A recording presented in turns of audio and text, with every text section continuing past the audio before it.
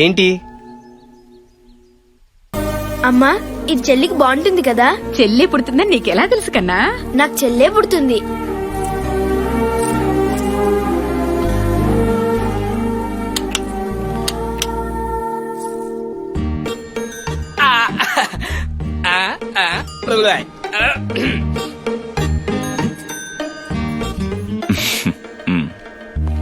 మీ వల్ల అప్పుడే పుట్టిన నా చెల్లిని ఈ చేతుల్లో పోగొట్టుకున్నాను.